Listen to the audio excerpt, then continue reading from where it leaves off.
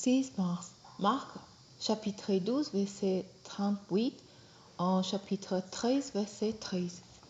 Il disait dans son enseignement, gardez-vous des spécialistes de la loi.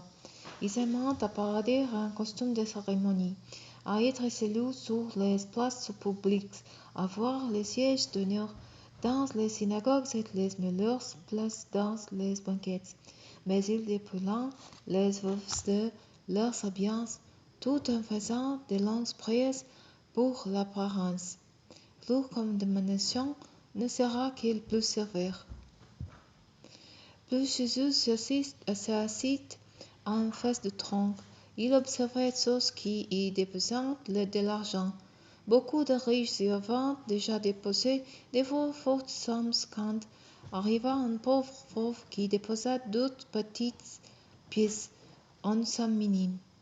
Alors Jésus appela ses disciples et leur dit, vraiment, je vous l'assure, cette pauvre veuve a donné bien plus que tous ceux qui ont mis de l'argent dans les troncs, car tous les autres ont seulement donné de leur part superflu, mais elle, dans sa pauvreté, elle a donné tout ce qu'elle possédait, tout ce qu'elle avait pour vivre.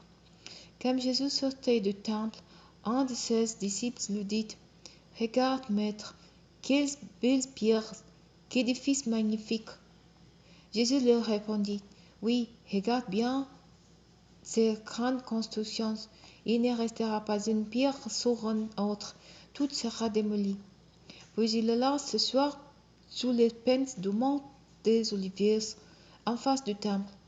Pierre, Jacques, Jean et André les prirent à part et lui demanderont, dis-nous, quand cela se produira-t-il et à quel signe reconnaîtra-t-on que tous ces événements seront près de s'accomplir?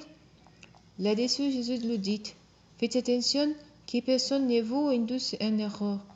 Plusieurs viendront sur mon nom en disant, c'est moi le Messie, et ils tromperont beaucoup de gens.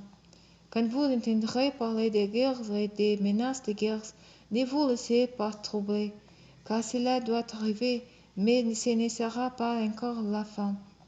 En effet, on verra se dresser une nation contre une nation, un royaume contre un autre. Il y aura en divers lieux des tremblements de terre et des famines, mais ce ne seront que les premières douleurs de l'enfantement.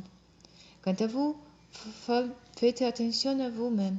On vous torturera devant les tribunaux de Juifs, on vous forcera dans les synagogues, vous comparaîtrez devant des gouverneurs et des rois à cause de moi, pour leur apporter un témoignage. Il faut avant tout que la bonne nouvelle de l'Évangile soit annoncée à tous les peuples. Quand on vous amènera pour vous traduire devant les autorités, ne vous inquiétez pas à l'avance de ce que vous direz, mais dites simplement que si vous sera donné au moment même, car ce n'est pas vous qui parlerez, mais l'Esprit Saint. Les frères livrera son propre